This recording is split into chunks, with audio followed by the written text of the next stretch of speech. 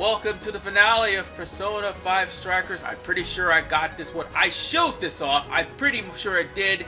But what had happened was, after my game, crashed, I probably did not get the save. And I had to transfer most of the data, which was literally right in front of the third core tower for Konoe. So basically speaking, I did this right after and I couldn't save it, and that's the reason why. So yeah, we're gonna go ahead and take down this powerful fiend right here. And once we do, we got one more. That was in Sapporo, which I thought we would have took down, but we didn't. So we're gonna go ahead and take him down now. The game should have acknowledged that, but it didn't. But this Yatagarasu, unlike the Yatagarasu that is in the Tree of Knowledge, is not weak to gun. It's actually weak to curse, it's weak to psychic, and it's weak to ice. No, it's curse and ice. Never mind, curse and ice. But that's okay. This one's way too easy. Especially at the level we're at right now. This is right before we actually took on the Reaper. No, actually no, this is after we took on the Reaper. Never mind, this is after. I looked at the level, this is after. Because past me literally just like realized, oh shit, I thought I got the Disaster Shadows. I should have went there and gotten an achievement for defeating them all in the Tree of Knowledge. Then it turns out I had 2 of them left to defeat because the game pretty much did not save the 2 I beat. And another thing that kind of also got in my mind, I already beaten this on the game, on the Switch version. I know y'all don't want to hear the word Switch because of the shit Nintendo was pulling around the time of this recording. And it's still probably pulling at this point. But, needless to say, I at least got the recording done. So, there's that. Now, let's go on ahead and head over to Sapporo because we've got one more left to do. And that is the last Disaster Shadow of the game, which is practically Lilith. Take this. No, Lilith, yeah. No, it's Lilith, it's Lilith. The Harlot of Shadow. I mean, the Harlot of Desire. Wait. Oh, wait, no, I didn't do this one. Okay. I thought I showed this one off, but I didn't, but it looks like I should have done that. Somebody's gonna call me on the last part of the previous part of the comments, but thankfully I actually am doing that now. So we've got that underway before we actually go and take on the Reaper. And folks, once we deal with the Reaper, that is going to be the end of the game. So, in case anybody is wondering, how do you get your hands on the New Game Plus? You have to do all of the powerful fiends, and you'll also have to do all of the painful past, as well as beat the game, and I think do the Thieves challenges, which will unlock the painful past anyway. Not the painful past, but no, I think you have to do all, no, it's painful past and also the, powerful shadows. That's it. But it's best to do the Thieves challenge, because you want to stand more of a chance against the Reaper. However, the Reaper is going to be way more easier than this. And the reason being, Wolf. That's the only reason. Right now, we're taking the powerful shadow here to school, and this will be the last one. However, if this was Merciless mode, you would actually get a weapon for each dire shadow or disaster shadow you destroy in the game. And there we go. Now we get the achievement.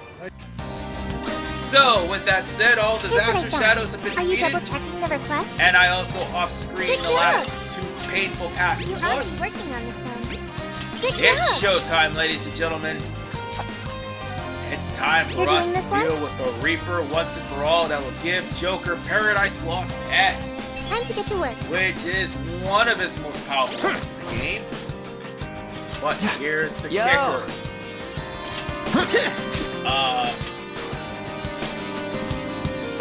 You might want to equip whatever S weapon you got from the quest, because you're going to need every single weapon you're going to get. The best weapons imaginable, because you can't get anything better until New Game Plus. Welcome. And yes, this will be the last time we hear such a wonderful theme, Sophie. Might as well go on ahead and get some cooking items, because, ladies and gentlemen, it'll be the last time we're going to be cooking. How many would you like? Because unfortunately the master copy didn't show up just yet. So I couldn't really show off me making master copy. How many would you like? You want things for your patronage? I think I did. I think I showed off the master copy itself, but I didn't show it off making it because I couldn't find the beat. And it's like you can't even buy them both. You only buy one at a time, and it rarely shows up. You're buying quite a bit. I think it's because I need level 3 in the discount in order for me to get it. So let's go on ahead and get that one? a couple of Kyoto curries. 3 stars. So that one? Kyoto stew. Let's see. And this one? Seafood bowls, definitely. Yummy. And Jelly. I wanted this one, the churrasco. All done. Definitely. All done. Churrasco is a pretty good Yummy. food to make, because not only does it heal everybody for 20, but it gives them all Heat Riser. So that'll save Wolf a lot of SP, which is actually good, because you need Heat Riser right off the bat before you even start. So let's go to Okinawa and head straight for the Cage of Regression, I think. But before we get into that cage, since we had to fight our way through there, we might want to get one. Well, this is my stats around the time we got to the Reaper. You're going to have to constantly increase your bond until it's like level 60 or something. And by the way, your bond items don't carry over. I'm just saying they don't carry over. So now, let's go to the elevator. Good job, everyone. There will be a boss. Well, I mean not a boss. I mean a powerful shadow there, but this is where we need to go. Ladies and gentlemen, it's time to go one-on-one with the Reaper. Yeah, remember this place? This is where we've... Actually, this is the main reason why we didn't fight the Warden in the cage. Because the Reaper is in here instead. Reaper has no weaknesses. It is 50,000 and it is pretty damn strong. No, I think it's 20,000. Never mind. I'll have the actual stats right before the fight actually starts. But for now, we're gonna go on ahead and... No, I probably would have actually already had the stats on the screen, even though I made the wrong guesstimate like a dummy. Still, the main course of action you need to do is keep Heat Riser on everyone and debilitate on the Reaper. That is how you're going to win. And by the way, let me remind the folks at home, Wolf has Almighty Element. So that means the Reaper will be taking criticals like nobody's business. However, be careful, because at the halfway point, the Reaper will not only charge, the Reaper will also focus. So, I hope you're ready for that. That's what I'm talking about. Oh, and don't expect any minions to come and aid him. The Reaper is just there, and he's the only powerful enemy you have to worry about. Some may call him the hardest battle in the game. Psych! He has no resistance. And moreover, Almighty actually does something to him as opposed to his previous iterations where the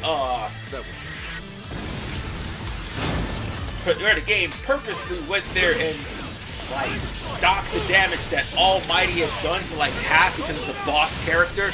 But that's not the case anymore, especially since Wolf is an Almighty based Persona user. So yeah, there's not much else that's gonna happen now because he's gonna go on a second phase, and in this phase he will be charged and he will be, oh god damn it, I didn't mean to do that while Futaba was speaking, but as I was saying, he will be charged, he will be focused, and that charge and focus will keep on for the rest of the fight. It's not just gonna be some one-time thing. So be careful, because if you get hit by any of his attacks, and by the way, keep Debilitate on him, because if you don't, well, you're gonna die, because he's gonna keep spamming Magidaloin. Oh, look at that! Give up already. Speaking of, guess what Wolf actually learned? Magidaloin. Ah, yes. And that'll do it. It is so fantastic. See, this is what Naoto should have been. But instead, Naoto was like a bad stat Persona user as opposed to just being an almighty user. And also that should have been what Goro Kechi should have been. But he was, like I said, a bad stat user. Actually, he is more dark than what is Almighty. He just have like a couple of Almighty attacks with very powerful physical attacks. That's all. Ah, yes. Just keep ramming him with the showtimes. And that's another thing. Using showtimes to make it eat up. So if he's got showtime, it's over, baby. It is over for you, Reaper. It's good to come here. And it's great to see you again, but not too great, because after all, it's the Reaper. And I'm pretty sure you kind of outlived your usefulness. To be fair, you're much more terrifying in Persona 3 Reload, so there is that. See you, and have a nice day, and that's the last obstacle in Persona 5 Strikers. So now we just need to go over to the Feathermobile. That's what everybody's calling it now, the Feathermobile. And please don't subtitle that stutter. Please don't. Anyway, let's go to the Feathermobile, and we're going to go on ahead and turn in this quest. And when we do, we will finally beat this game. So I'll be right back. And now we're back. Let's turn in that request, and then we gotta go to the Velvet Room and talk to Lavenza. I see you fulfilled my request, and quite admirably. There seems to be no end to your rescuing me. Words fail to express my appreciation for you. Thank you. You truly are a most remarkable guest, in the words of my master. And of course, to me, you are the world's most remarkable man. I love...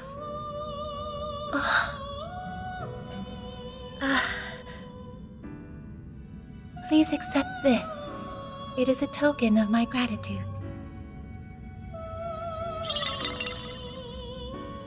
I am truly blessed to have met you. I shall watch over you forevermore, my trickster. And it would be at that point that you would earn New Game Plus, and moreover, you would now be able to access it from the master save file instead of the done save file. So with that said, ladies and gentlemen, that's it for Persona 5 Strikers.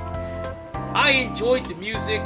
It's got the Koei Warriors feel. Well, Koei's Warriors before Samurai Warriors 5, but still, the Koei Warriors feel. It is fun at some points. Kyoto was a terrible dungeon. It was a terrible palace. I'm not even going to sit here and lie to you. Kyoto was the worst palace in the game. And so too was the Jail of the Abyss, and the Tree of Knowledge, I'm not gonna lie to you, it's just a straight line, and that's it.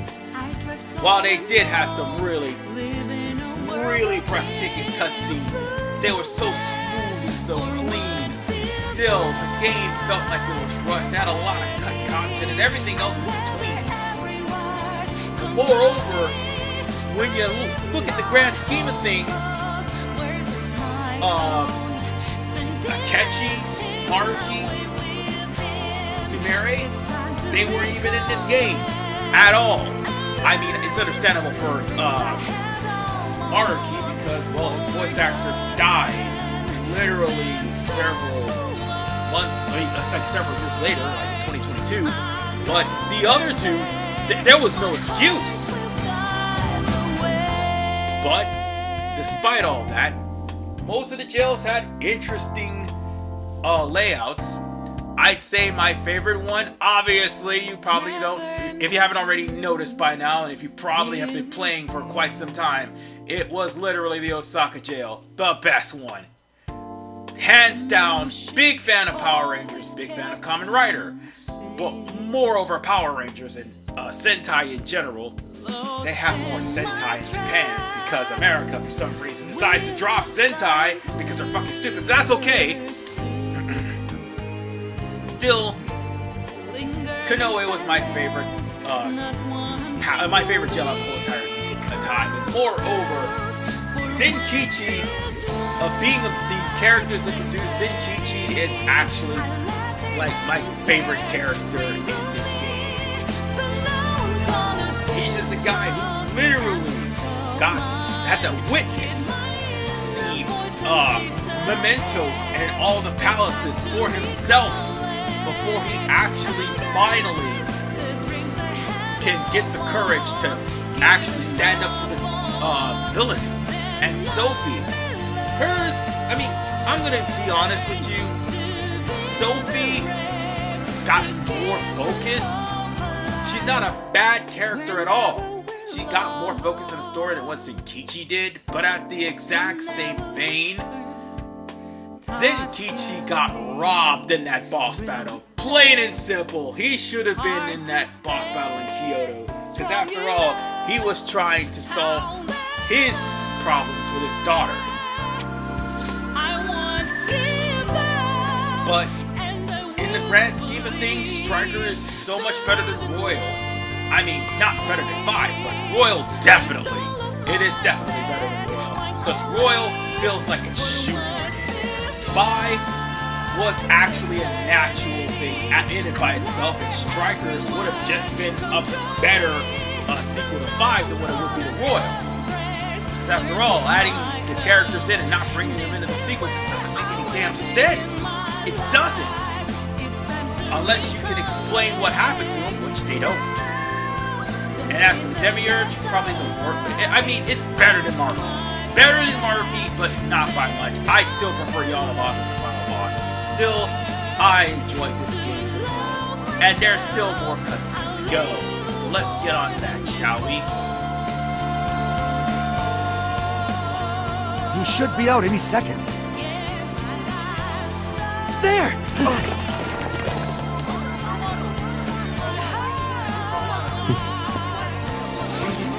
Another massive scandal. Legislator Jun Iwata has just been taken into police custody after being connected to a hit and run as well as several counts of money. It's about time we got going too, huh? So we'll go our separate ways, once more. It's a little sad. Saying goodbye, I mean. Come on! It's never goodbye forever! We'll be back in a flash! Sure will. Yeah.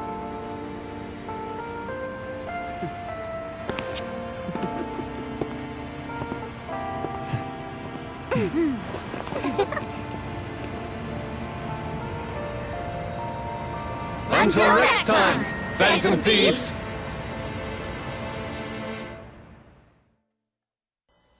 Even after what Ichinose did, somehow, someway, Ichinose still gets a happy ending. With Sophie as a living, breathing human. So yeah, with the fact that I've played this game at least a total of 9 times between 2 consoles, I can wholly say Persona 5 Strikers is done. And I will see you in the next game, which is going to be Mega Man 11. This is RFman985. Peace out. Take care and thank you for watching Persona 5 Strikers. And God, this took a while. Thank you all for joining me in this endeavor.